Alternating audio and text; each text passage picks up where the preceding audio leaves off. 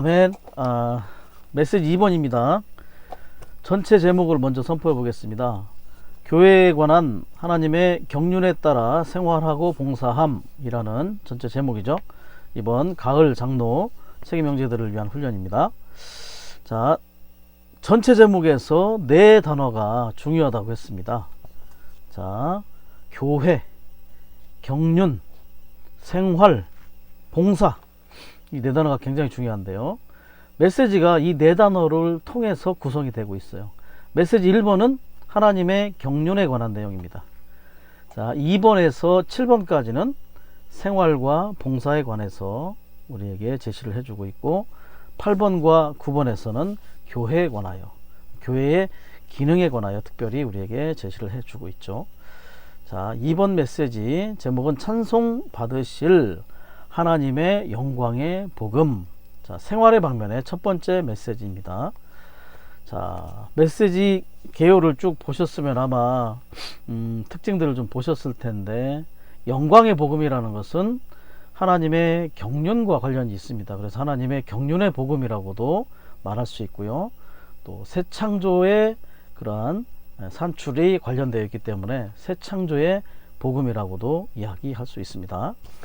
자, 로마 숫자를 간단하게 살펴보면 로마 숫자 1번. 자, 메시지가 주로 영광과 영광의 복음에 관해서 얘기를 하고 있어요. 그래서 어떤 것이 영광이고 어떤 게 영광의 복음인지를 볼 필요가 있겠죠. 1번과 2번은 영광에 관해서 이야기를 하고 있습니다. 하나님의 영광. 로마 숫자 3번은 영광의 복음에 관해서 얘기를 하고 있죠. 그리고 로마 숫자 4번은 하나님의 또 영광에 대해서 이야기를 합니다.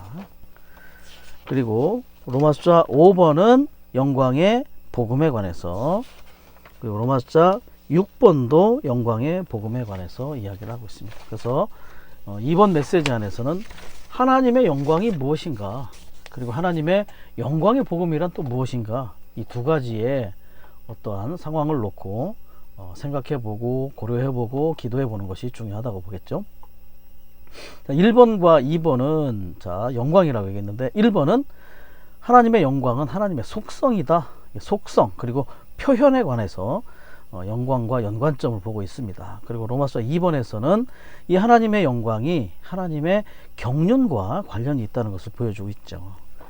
로마서 3번에서 얘기하는 이 하나님의 영광의 복음이 사실은 사탄의 방해에 의해서, 자, 영광의 복음, 영광이라는 것은 하나님이 표현되는 건데, 사람을 통해서 하나님이 표현되는 것이 하나님께서 주된 목적인데, 이 사람들을 사탄이 하나님의 영광을 표현하지 못하도록 하는 사탄의 방해를 우리에게 보여주고 있죠. 로마 숫자 4번은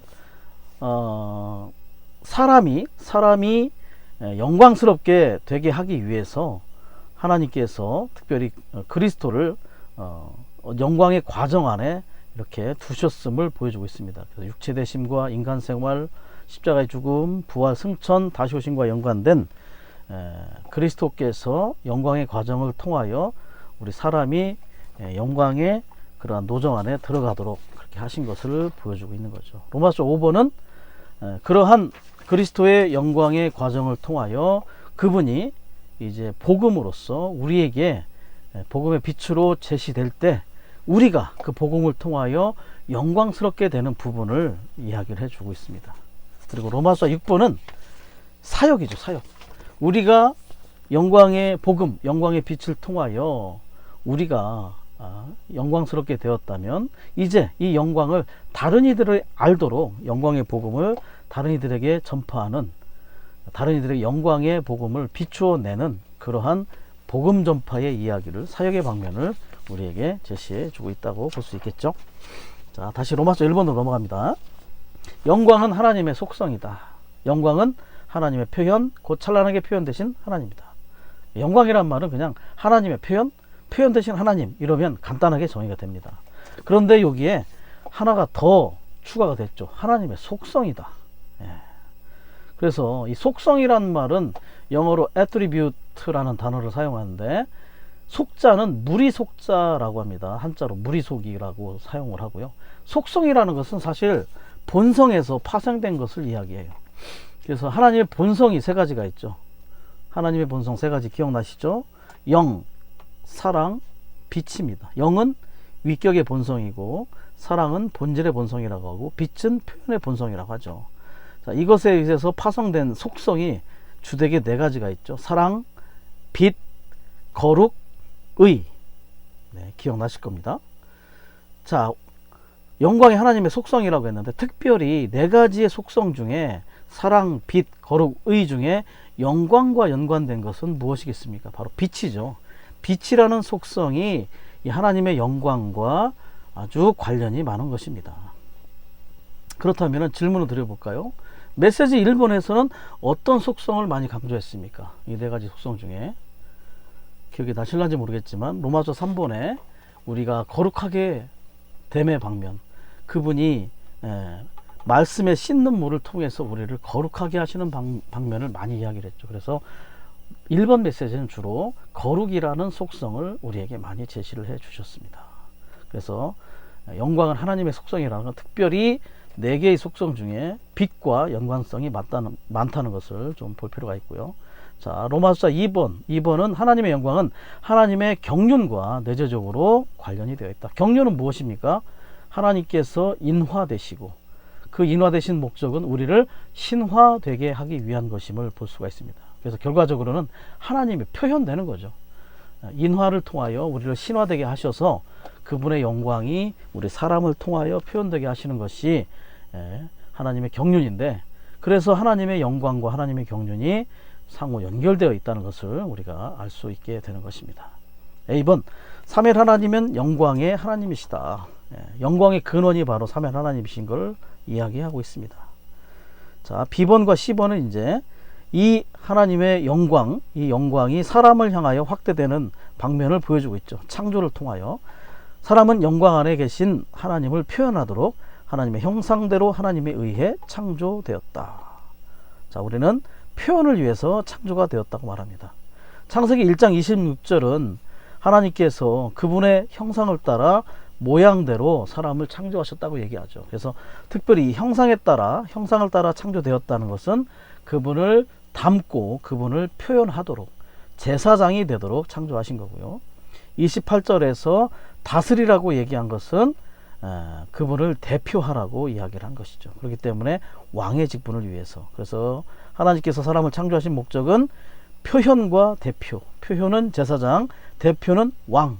특별히 우리는 그분을 표현해야 될 그런 책임이 있다는 것을 보여주고 있습니다. 자, 10번, 하나님은 우리를 귀하게 쓸 그릇들, 곧 영광에 이르도록 예비된 그릇들로 창조하셨다. 우리는 영광 안에 계신 그분의 존재를 표현하도록 그분의 주권에 따라 그분의 그릇들로 정해졌다. 그렇죠. 그래서 창조에 사용된 히브리어 단어 중에 야차르라는 단어가 있어요. 폼이죠.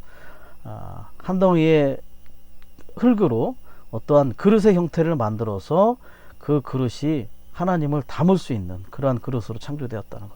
그리고 영광에 이르도록, 자, 이르도록이라는 말은 어떠한 과정이 있고 노정이 있다는 거죠. 우리는 영광에 이르는 노정 가운데 들어갈 수 있습니다. 우리 영이 먼저 거듭날 때 영이 영광스럽게 되었습니다.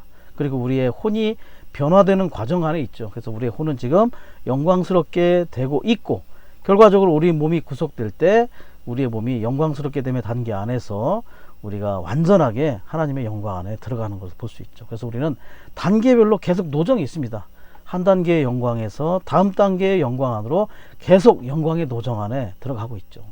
영이 영광스럽게 되었고 혼이 영광스럽게 되어 가고 있고, 결국 우리의 몸이 구속될 때 완전하게 우리는 하나님을 표현하는 그런 영광의 단계 안에 들어가는 존재가 될 것입니다.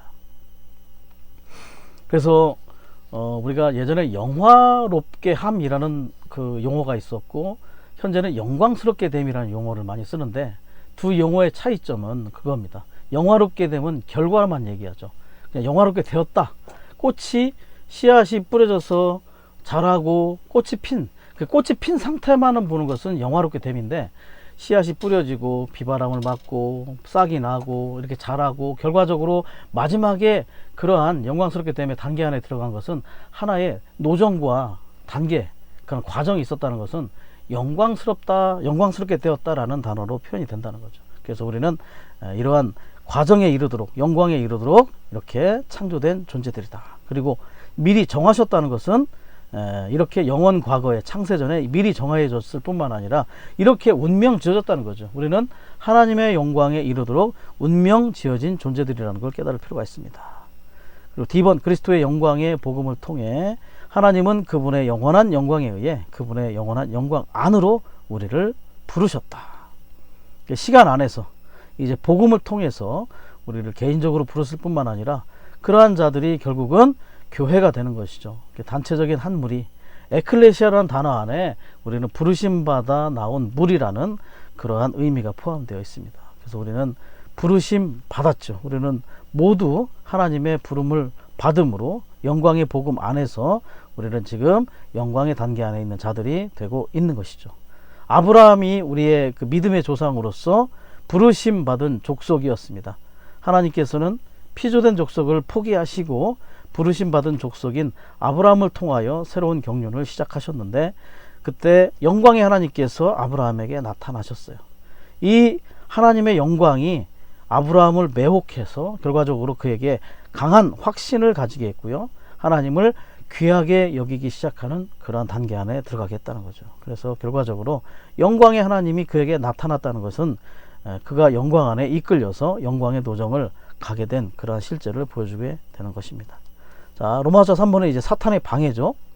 자, 영광의 복음, 하나님의 영광의 복음이 사람에게 비춰서 그들을 깨닫게 하고 그들이 하나님의 영광을 알게 할 뿐만 아니라 하나님의 영광을 표현하게 해야 되는데 고린도후서 4장 4절의 말씀에 근거하고 있습니다. 그들 안에서 이 시대의 신이 믿지 않는 사람들의 생각을 눈 멀게 하여 하나님의 형상이신 그리스도의 영광의 복음의 빛이 그들에게 비치지 못하도록 하는 것입니다 라고 되어 있죠. 비치다 라는 그 shine, 비치다에 해당하는 헬라어는 그런 의미가 있다는 거예요. 분명하게 보다, 분별하다. 그렇죠. 그래서 영광의 복음이 비칠 때 그 영광의 복음을 분명하게 보고 분별해야 하는데 사탄이 생각을 눈멀게 함으로 영광의 복음을 가리게 한다는 거죠. 무엇이 가리느냐? 우리의 옛 관념, 너울이라고도 합니다. 그 너울은 무엇들이 구성을 하느냐? 철학 혹은 문화, 전통들이 결과적으로 하나님의 영광의 복음을 가리는 너울들로 작용을 한다. 누가 그것을 사용하느냐? 사탄이 결과적으로 영광의 복음을 비치지 못하도록 이러한 관념들을 사용하고 있습니다. 철학과 문화와 전통들. 그래서 그리스도의 영광의 복음이 전파되게 하기 위해서는 이러한 너울들이 반드시 벗겨져야 되는 것이죠. 그래서 이것을 예로 든 것이 마치 사진기로 사진을 찍기 위해서는 사진기 렌즈에 덮개를 벗겨야 되는 것과 마찬가지로 덮개가 있으면 그 사진을 제대로 찍을 수 없는 것처럼 덮개를 제거하는 것이 바로 우리의 너울, 우리의 관념들을 제거하는 것이라는 것을 볼 필요가 있다는 것입니다. A번, 이 시대의 신은 사탄, 속이는 자, 현 시대의 통치자이다. 자, 이 시대의 신, 사탄의 많은 이름들 중에 이 시대의 신이라고 했어요. 그리고 사탄이라고 했고 속이는 자라고 했고 현 시대의 통치자라고 했죠. 자, 시대라는 말이 들어갔다는 것은 사탄이 시간의 제한을 받는 자임을 가리키는 것입니다. 사탄의 이름은 대적자라는 이름이죠. 속이는 자는 거짓말장이 거짓말하는 그러한 존재입니다. 요한복음 8장 44절에 그가 거짓말장이의 아비라고 이야기를 한 것처럼 그는 속이는 자였죠. 그리고 마귀라는 말은 헬라어로 디아블로스인데 디아블로스는 중상모략군, 악의에 찬 비난자 이런 뜻을 가지고 있습니다. 그래서 그는 이 시대마다 하나님을 대적하고 또 사람들을 속이고 사람들을 중상모략하고 그들을 비난함으로 말미암아 그들이 하나님의 영광의 복음을 받아들이지 못하게 하는 그러한 일을 하고 있다는 거죠. 그래서 이 시대의 신인 사탄은 오늘날 첫 번째 뭘 하느냐? 세상을 지배합니다. 지배하는 자이고 두 번째 사람의 생각과 사상을 눈멀게 해서 사람들의 경배를 탈취한다. 이게 중요하죠. 사람들의 경배를 그는 하나님을 경배하지 못하도록 하여 자신이 경배를 받음으로 사람들의 경배를 탈취하고 있다. 눈멀게 한다는 것은 사람들이 그 생각을 사용하여 하나님의 영광의 복음을 이해하지 못하도록 가리는 것을 우리에게 말해주고 있습니다. 그래서 사진기의 렌즈가 가려져서 빛이 사진기 안으로 들어가지 못하기 때문에 상을 맺지 못하는 것과 같습니다. 관념은 덮개라고 볼 수 있겠지만 사탄은 뭐냐, 바로 상을 맺지 못하게 하는, 그러한 빛이 들어가지 못하게 하는 그러한 역할을 하고 있다는 것이 또 특징적인 것이라고 볼 수 있겠죠.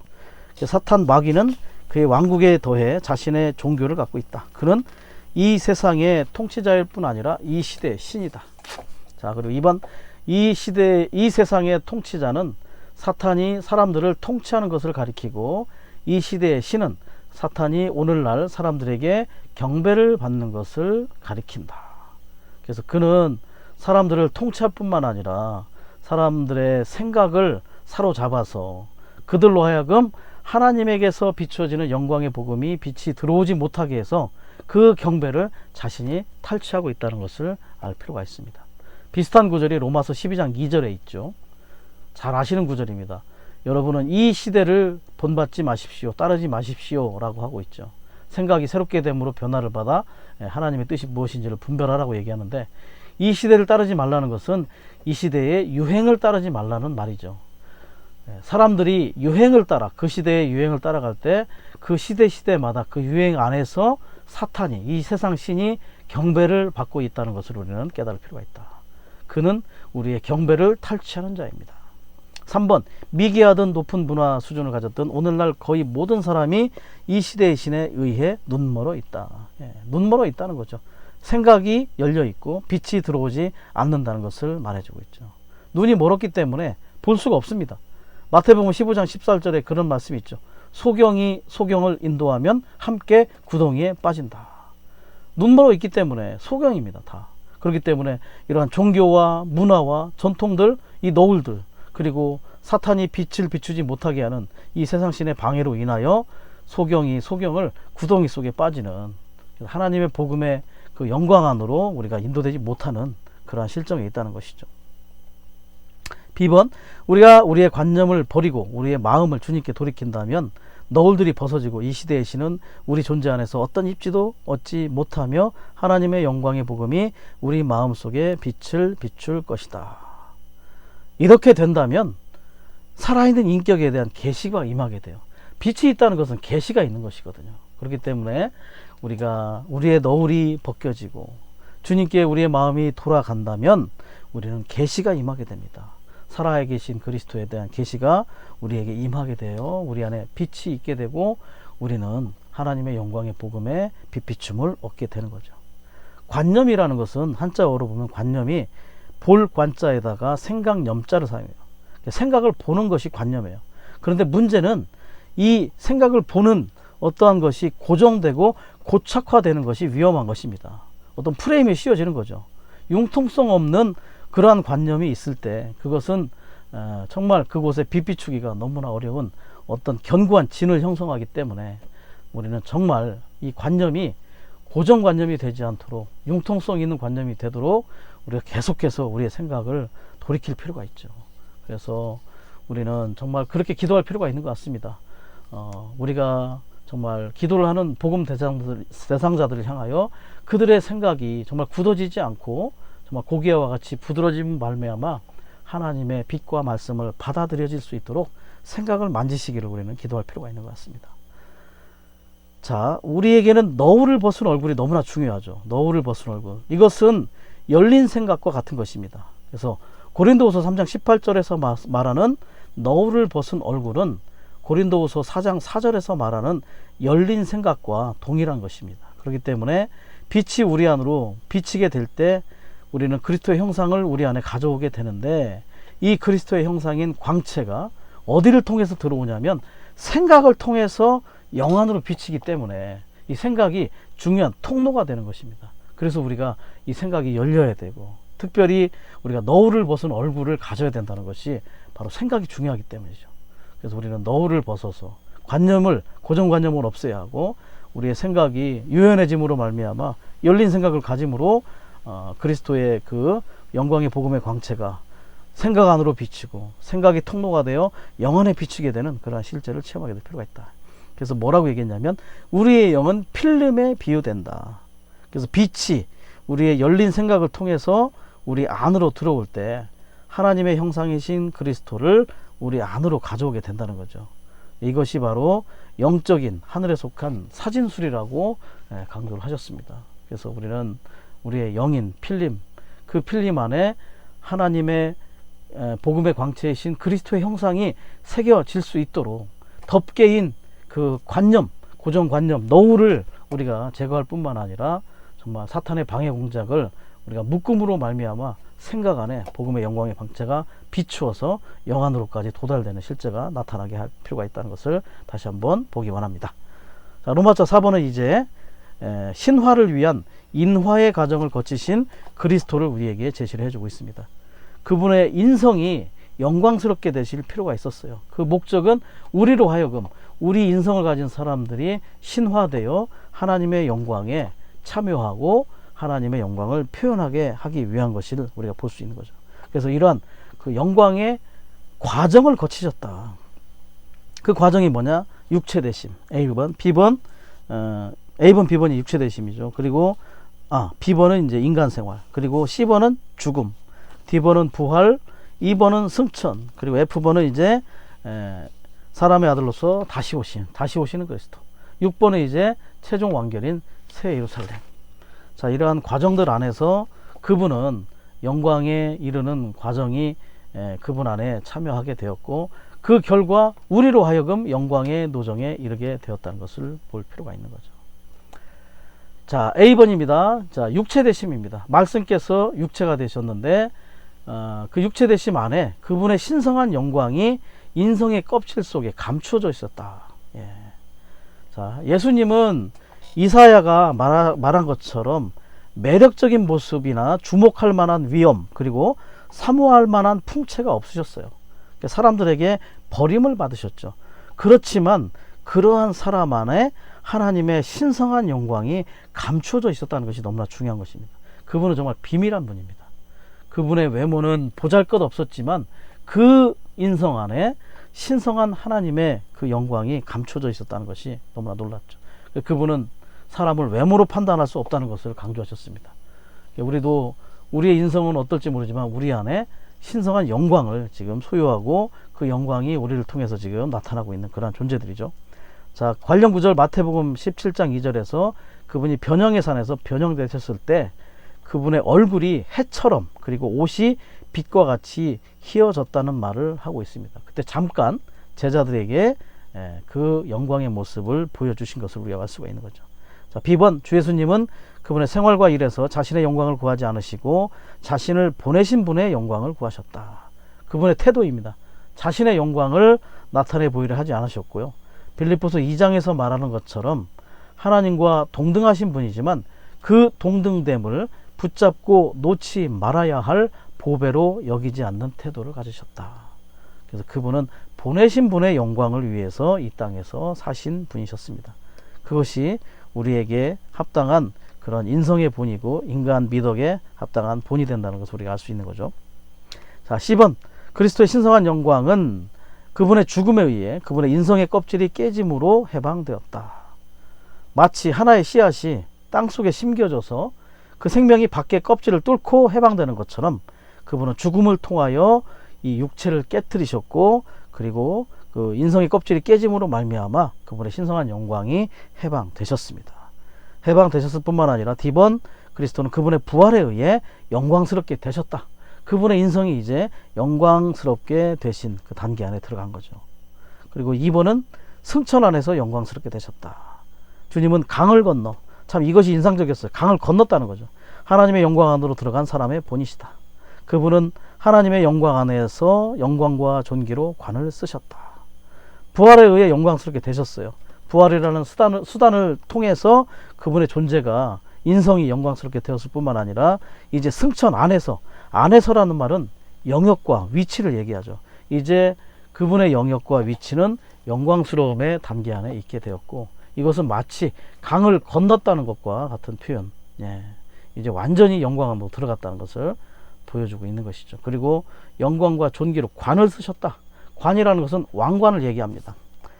자, 왕관을 쓰셨다는 것은 그리스도께서 그분 자신이 성취하신 일들의 결과가 이제는 완전히 이러한 영광함 들어간 그런 상태를 보여주고 있다는 거죠. 자, F번 사람의 아들이신 주님은 하나님의 영광 안에서 오실 것이다. 다시 오실 것이다. 다시 오심에 대한 부분, 여전히 사람의 아들로서 이렇게 영광스럽게 된 그분의 인성 안에서 오시는 그분을 우리에게 보여주고 있습니다. 자, G번 영원토록 새 예루살렘 안에서 그리스도 곧 등이신 어린 양은 빛이신 하나님으로 빛을 비추어 신성한 빛의 표현인 하나님의 영광으로 새 예루살렘을 밝게 하실 것이다. 자, 아까 말씀드렸죠. 빛이라고 하는 속성이 영광과 너무나 연관이 많다고 했습니다. 그렇기 때문에 결과적으로 새 예루살렘에서 신성한 영광이 표현되는 것은 등이신 어린 양이 빛이신 하나님으로 빛을 비추어내는 것. 자, 이 빛이 영원토록 비칠 것이고 하나님의 영광의 비침이 결과적으로 인공적인 빛인 해와 달과 같은 빛은 아무런 효력이 없게 되는 그러한 상황을 우리에게 보여준다는 것입니다. 놀라운 그러한 영광의 과정이었습니다. 자, 이제 이러한 영광의 과정이 우리에게 적용되는 것이죠. 로마서 5번에서는 이제 이것이 복음으로, 복음의 빛으로 그 인격이 우리 안에 제시되고 비춰지는 것입니다. 영광의 복음, 우리가 이제 영광스럽게 되는 거죠. 그리스도는 하나님의 형상이시고 하나님의 영광의 광채이시다. 그러므로 그리스도의 복음은 밝게 하고 빛을 비추는 그분의 영광의 복음이다.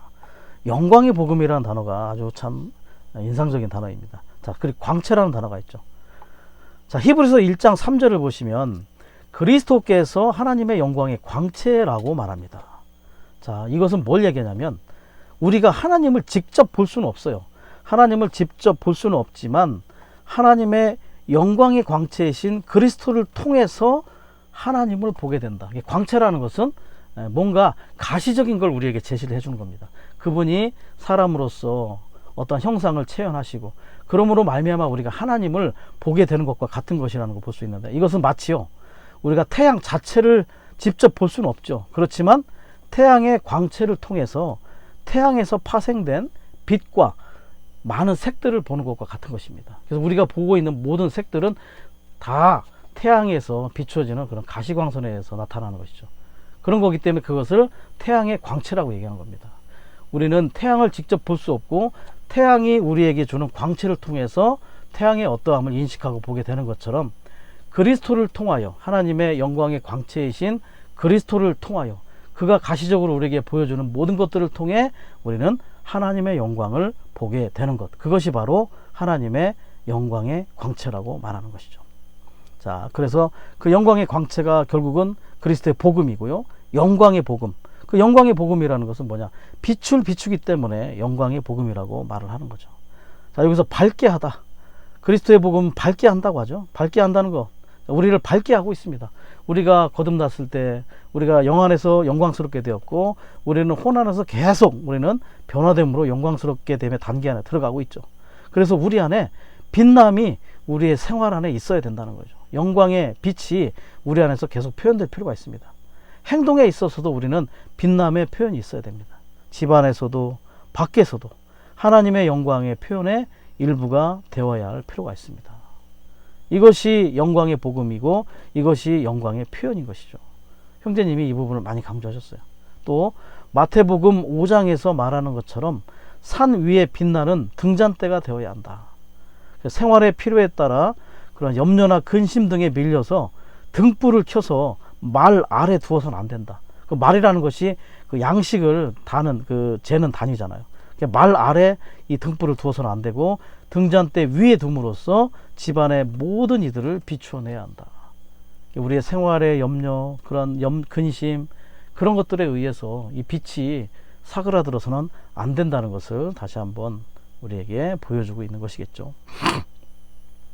자, A번입니다. 그리스도의 영광의 복음은 찬송 받으실 하나님의 영광의 복음이다. 1번 찬송 받으실 하나님의 영광의 복음이라는 표현은 디모데전서 1장 4절에 나오는 하나님의 경륜을 가리킨다. 영광의 복음은 하나님의 경륜, 하나님의 경륜의 복음이라고 이야기할 수 있다는 거죠. 그래서 영광의 복음은 하나님의 경륜에 관한 복음이다. 왜냐하면 경륜을 통해서 그분이 우리 안에 분배되셔서 우리가 그분의 영광을 표현하기 때문에 하나님께서 표현되신 복음이죠. 하나님의 영광을 표현하는 복음이라고 말할 수 있습니다. 하나님께서 그리스도 안에서 하나님의 생명과 본성을 그분이 선택하신 사람들 안으로 분배하심으로, 그래서 우리가 이 복음을 통해 하나님의 영광을 비추는 그러한 실제가 있게 되는 거죠. 그래서 이 복음을 영광의 복음이라 하고 하나님의 경륜에 관련된 복음이라고 말하는 것입니다. 자, 사도 바울에게 맡겨진 복음은 찬송받으실 하나님의 영광의 광채이다. 찬송받으실. 그래서 찬송이란 말은 찬자가 길일 찬자예요. 길이다. 그래서 송자는 칭송할 송자. 그래서 무언가 이러한 하나님의 경륜에 속한 것들을 우리가 체험할 때 그분을 향하여 찬양하고 찬송하고 찬미하게 되죠. 찬양과 찬송과 찬미는 well speaking, 좋게 말하는 겁니다. 그분이 우리에게 빛 비추시고 우리 안에 이 빛 비춤의 실제가 있을 때 우리는 그분을 향하여 경배하고 그분을 향하여 찬양하는, 좋게 말하는 실제가 있게 되는 거죠. 3번, 이 복음은 그리스도 안에서 하나님의 생명과 본성을 하나님의 선민 안으로 분배하심으로써 하나님의 영광을 비춘다. 이 영광 안에서 하나님은 그분의 백성 가운데 찬송을 받으신다. 자, 영광이 표현될 때 그분의 찬송이, 그분을 향한 찬송이 우리에게서 나타난다는 거죠. 자, 그래서 이 부분을 또 뭐라냐면 새 창조의 복음이다, 이렇게 강조를 합니다. 생명과 본성을 하나님의 선민 안으로 분배하여 하나님의 영광을 비추는 것이다. 자, 하나님의 창조는 두 가지가 있죠. 예창조가 있고 새창조가 있어요.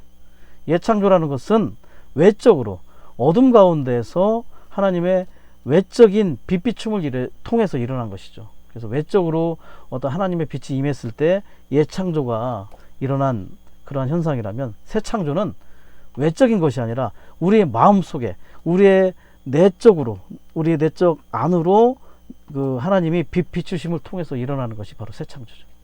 예창조는 외적인 빛 비춤을 통해서, 새창조는 내적인, 내재적인 마음속의 빛 비춤을 통해서 그 빛이 생명과 본성으로 우리 안에 분배되셔서 하나님의 영광을 비추고, 우리가 그 빛의 발광체들이 되어서 생명의 말씀을 밝히고 이 영광을 표현하는 존재들이 될 때 합당한 찬송이 우리 가운데 넘쳐나겠죠. B번, 복음은 그리스도의 영광의 복음으로써 우리의 마음속을 밝게 하고 빛나게 하고 비추는 것이다. 1번, 하나님께서 우리의 마음속에 빛을 비추시는 것은 예수 그리스도의 얼굴에 있는 하나님의 영광을 아는 지식을 밝히시는 것으로 귀결된다. 즉 우리가 그리스도의 복음 안에 있는 하나님의 영광을 알도록 해주는 빛비춤으로 귀결된다. 마음이라고 하는 것은 양심 더하기 혼이죠. 양심 더하기 생각, 감정, 의지입니다. 특별히 이곳에서 그리스도의 얼굴에 있는 하나님의 영광을 아는 지식이라고 했죠. 지식. 얼굴은 임재를 상징하고요, 지식은 생각에 관련된 것입니다. 그리고 마지막 부분에 있는 하나님의 영광을 알도록 해주는, 안다는 것은 이해하는 거죠. 여전히 이 부분도 생각과 관련이 있습니다. 그렇기 때문에 우리가 이러한 지식, 그리고 알도록, 하나님의 영광을 깨닫고 알도록 우리의 생각 안에 그분의 빛이 더 많이 비춰질 필요가 있다는 것을 볼 필요가 있겠죠. 자, 2번, 고린도후서 4장 4절에서 하나님, 형상, 그리스도, 영광, 복음, 빛은 모두 동격으로서 동일한 놀라운 인격을 가리킨다. 하나님은 형상이시고, 형상은 그리스도이고, 그리스도는 영광이시고, 영광은 복음이며, 복음은 빛이다. 결과적으로 한 단어로 말하면 복음은 인격이다. 복음은 인격이신 그리스도 그분 자신이다. 그리고 복음은 그분을 우리 안에 분배하는 것이고, 그분을 우리 안에 비추는 것이 복음이다.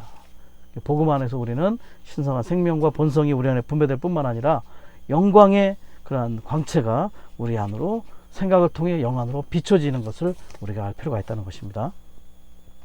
3번, 하나님의 영광을 아는 지식을 밝히는 것은 예수 그리스도의 얼굴에 있다. 이것은 그리스도의 영광의 복음이 사랑스러운 한 인격이고, 이 인격의 얼굴에서 우리가 하나님의 영광을 볼 수 있다는 것을 의미한다. 자, 이러한 비춤이 얼굴에 있다는 것은 그것을 체험하기 위해서 그리스도와 직접적이고 개인적이고 친밀한 접촉이 있어야 함을 강조하는 것입니다. 얼굴은 그분과의 친밀한 임재 안에서 볼 수 있는 거죠. 그렇기 때문에 우리가 이러한 친밀한 그분과의 개인적이고 애정어린 그러한 접촉이 있을 때에 우리 마음속에 하나님의 영광의 복음이 빛을 비추게 된다는 것. 그 빛이 우리에게 임하게 된다는 거죠. 우리는 계속해서 직접적이고 개인적으로 주님과 얼굴을 마주대하여 친밀한 접촉을 하는 시간을 많이 가질 필요가 있습니다. 자, 4번. 예수 그리스도의 얼굴에 나타난 하나님의 영광은 하나님의 영광의 광채이신 예수 그리스도를 통해 표현되신 영광의 하나님이다. 그분을 아는 것이 영광의 하나님을 아는 것이다. 그래서 가시적으로 하나님을 우리에게 보여준 그러한 하나님의 영광의 광채이신 그리스도, 그 그리스도의 얼굴에 나타난 하나님의 영광, 그것을 알 필요가 있다는 것을 우리에게 제시를 해주고 있습니다. 그 사도행전 7장 2절의 관련 구절은 바로 영광의 하나님께서 아브라함에게 나타나셨음을 우리에게 말해주고 있습니다. 아브라함에게 나타난 하나님의 영광은 아브라함의 마음을 완전히 사로잡았죠. 그 영광을 아브라함은 영광을 통해서 세상으로부터 하나님께로 분별시켰습니다. 그 자신을, 그리고 하나님을 따를 수 있게 하는 그러한 격려와 힘이 되었어요. 갈 바를 알지 못했지만 그에게 이 영광이 하나의 지표였고 또 나침반이었고 오늘날 많이 사용하는 내비게이션의 역할을 했다는 것을 우리는 알 필요가 있죠. 그래서 우리는 우리의 마음을 열고 생각을 열어서 우리의 관념들을 제하고 주님께 돌이킴으로 말미암아 매일매일 매순간 이 영광의 하나님을 만나는 시간, 그 영광의 하나님의 그 모든 실제는 바로 예수 그리스도의 얼굴에 있는 그러한 실제이겠죠. 자, 아브라함과 또 비교되는 롯이 있습니다. 아브라함은 이렇게 영광의 하나님을 만났기 때문에 그의 노정이 영광의 노정 안에 있게 되었지만 롯은 한 번도 이 영광스러운 하나님을 만난 적이 없습니다. 천사들만 만났죠. 그렇기 때문에 그는 결국은 소돔까지 이끌려갔고 결국은 그곳의 멸망을 지켜보게 된 그러한 자가 되었습니다. 그래서 이영재님 그렇게 말씀하셨죠. 롯은 마치 그냥 흐르는 강물에 둥둥 떠다니는 나무 토막과 같은 존재였다. 그 강물을 거슬러 갈 수 있는 힘이 없었어요. 그것은 바로 영광의 하나님을 만났는가 만나지 못했는가의 차이점이 있다는 것을 우리는 볼 필요가 있습니다. 자, 이제 로마서 6번 사역입니다. 이제 우리가 영광의 복음을 통하여 우리 안에 비춰진, 우리 안에 분배된 그 실제를 이제 다른 이들에게 나눠주고 비추어야 할 필요가 있음을 제시해주고 있죠. 사역입니다. 영광스러운 복음 전파의 위임이죠. 하나님께서 우리의 마음속에 빛을 비추시는 것은 우리가 다른 이들에게 빛을 비추어 그들이 예수 그리스도의 얼굴에 있는 하나님의 영광을 알도록, 즉 하나님을 표현하시고 나타내신 그리스도를 알도록 하시려는 것이다. 그래서 우리는 이제 다른 이들에게, 중요한 단어는 다른 이들에게 빛을 비추는 일을 해야 할 필요가 있습니다. 하나님의 영광의 광채이신, 하나님을 표현하고 나타내신 그리스도를 알리는 거죠.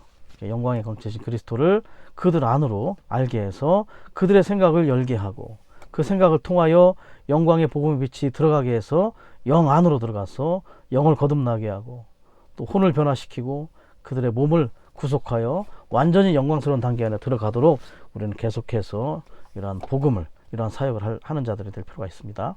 A번, 그리스도의 영광의 복음은 우리 속으로 비추어 들어오고 그런 다음 우리 속에서부터 비추어 나간다.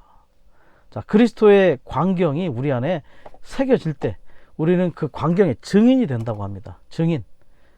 그래서 사도행전 1장 8절에서 말하는 것처럼 땅끝까지 이르러 증인들이 될 필요가 있다는 것을 강조해 주는데요.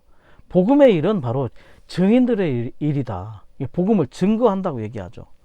영광의 복음의 증인들이 되는 겁니다. 우리가 우리 안에 빛 비춰 주었던 그 영광의 복음의 빛, 그 빛을 다른 이들에게 빛 비춰 줌으로 우리는 그 빛의 증거들이 된다는 거죠. 우리는 증인들이 되어 빛의 증거로서 복음을 전파하는 자들이 될 필요가 있다. B번, 우리가 복음을 전파할 때 빛 비춤이 있어야 한다. 우리는 우리 속에서부터 그리스도의 영광의 복음을 비추어 내야 한다. 자, 빌립보서 2장 15절, 16절, 특별히 16절에 말하는 발광체가 되어야 한다. 발광체들이 되어야 할 필요가 있죠. 자, 헬라어로 이 발광체라는 말은 햇빛을 반사하는 발광체라고 말합니다. 그리스도가 해이시죠. 그리고 다른 교회입니다. 그리고 다른 행성들은 믿는 이들이죠. 그래서 우리가 생명의 말씀을 밝힘으로 우리가 그리스도를, 해이신 그리스도를 반사하는 겁니다. 우리 모두는 교회로서, 행성들로서 해로부터, 해이신 그리스도로부터 빛을 주입받았고 그 주입받은 빛을 다시 반사하는 거죠. 자, 생명의 말씀을 밝힌다는 것은 생명의 말씀을 적용하고 제시하고 제공한다. 그 빌립보서 라이프 스타디에 많이 나오는 거죠. 이것이 바로 그리스도를 확대하는 것입니다. 이것이 바로 하나님의 영광을 나타내는 거죠. 바울은 어디에서 이러한 일을 했습니까? 특별히 감옥에서 그랬습니다. 감옥에서. 그래서 환경이 중요한 것이 아니다.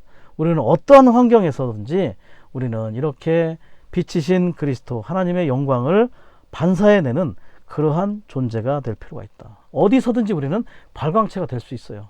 이 빛은 내재적인 빛이기 때문에, 우리 안으로 비춰서 우리는 새 창조가 되었기 때문에 우리는 언제든지 이 빛을 사모하고 이 빛비춤이 계속해서 우리를 조성하고 그 빛의 발광체들로서 우리는 합당하게 그리스도를 확대하고 복음의 증인들로서 이 빛을 증거해내는 자들이 될 필요가 있다는 것이겠죠. 10번, 그리스도의 영광의 복음을 선포할 때 우리는 우리 자신을 전파하지 말고 복음의 내용이신 그리스도 예수님을 주님으로 전파해야 한다. 자신을 전파한다는 것은 결국 어둠을 전파하는 거죠. 주님을 전파할 때 우리는 빛을 전파하는 겁니다. 자, 우리 속으로 비추어 들어오신 이 그리스도의 영광의 복음을 비추고 전파할 필요가 있다는 거죠. 그래서 우리는 자신을 전파하고 자신을 높여서는 안 된다는 것을 알 필요가 있습니다. 특별히 그 당시에 사도들은 그리스도를 주님으로 높였죠. 그리고 자신들은 다만 믿는 이들을 섬기는 노예로 여겼습니다. 그래서 예수님을 주님으로 전파했다는 것이 너무나 중요하죠. 복음의 내용이 바로 예수 그리스도께서 주님이시라는 것. 그분은 어떤 분입니까? 말씀이 육체가 되신 분이시고, 그 육체가 되신 분이 인간 생활을 사시고 십자가에 못 박히시고 그 결과 우리의 구속주가 되셨죠. 그리고 부활하셔서 하나님의 아들이 되시고 생명 주는 영이 되시고 승천 안에서 이제 높아지신 주님이 되신 분입니다. 특별히 주님이라고 할 때 그 주는 헬라어로 퀴리오스입니다. 퀴리오스. 그래서 예수님께서 주님이 되셨다는 것은 승천 안에서 온 우주의 주인이 되셨다는 겁니다.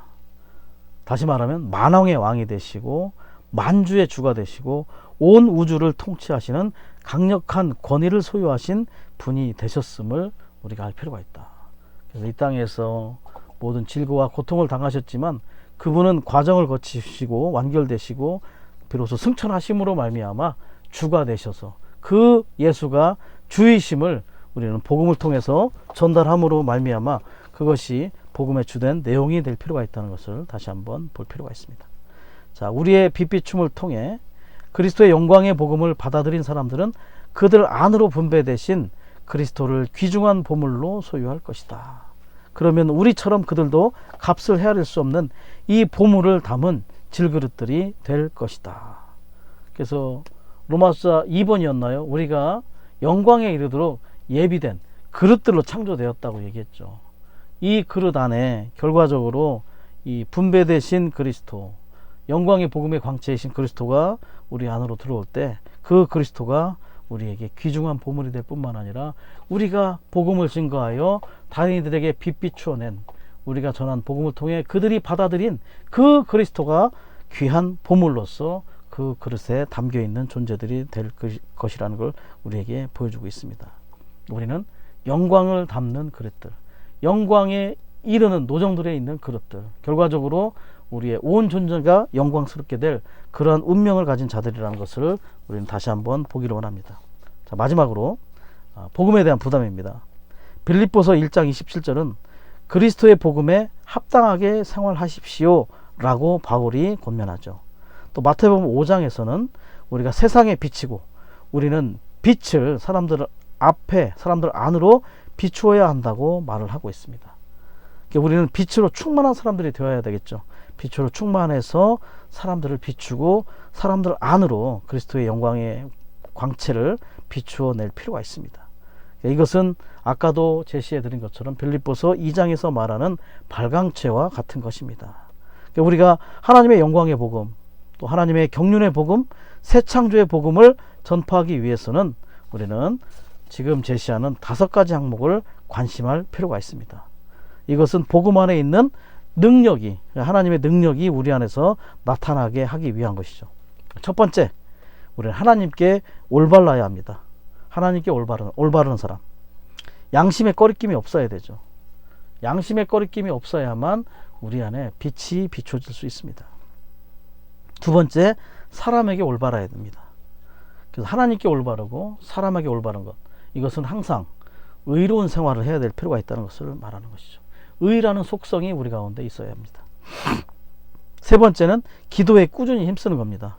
기도에 꾸준히 힘쓰는 이유는 경륜의 영이 우리 가운데 임하도록, 복음을 전파하기 위해서는 경륜의 영이 필요하거든요.